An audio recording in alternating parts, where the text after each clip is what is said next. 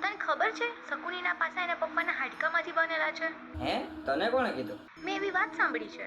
વેદવ્યાસ રચિત મહાભારતમાં આવો કોઈ ઉલ્લેખ જ નથી. શું વાત કરે છે? તો પછી શકુની એમનું જુગાર જીતી ગયો? અને એ પણ બે વાર. પણ પાસા હાડકાના નહોતા, પણ શકુનીએ યુધિષ્ઠિર સાથે કપટ તો કર્યો જ તો. કેવી રીતે? જો શકુની પાસે કોઈ જાદુઈ શક્તિ નહોતી, પણ પાસા ફેંકવાની એક અદ્ભુત કળા હતી.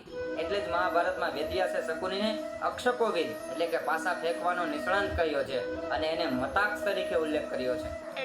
એટલે કે વર્ષોની પ્રેક્ટિસ અને હાથની સફાઈથી એ પાસાને એવી રીતે ફેંકતો કે ધારે એ અંક લાવી શકતો હતો. પણ યાર યુધિષ્ઠિર કેમ બધું હારી ગયા? કારણ કે ધર્મરાજ યુધિષ્ઠિર દ્યુતના ખેલમાં કઈ શકુનીથી વધારે નિપુણ નહોતા અને શકુનીને આ વાતની ખબર હતી. એટલે જાણી જોઈને શકુનીએ દ્યુતના ખેલ માટે યુધિષ્ઠિરને પડકાર્યા. પણ રમત બંધ બી તો કરી શકાતી હતી ને.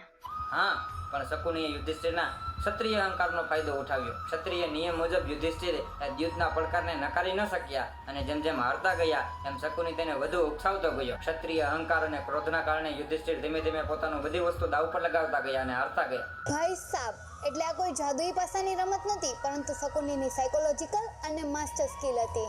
બિલકુલ સાચું. આ પ્રસંગને રિલેટેડ ઘણી ખરી દંતકથાઓ છે, પણ વેદવ્યાસ રચિત મહાભારતમાં સભા પર્વમાં આ પ્રસંગનો એકદમ સચોટ ઉલ્લેખ છે.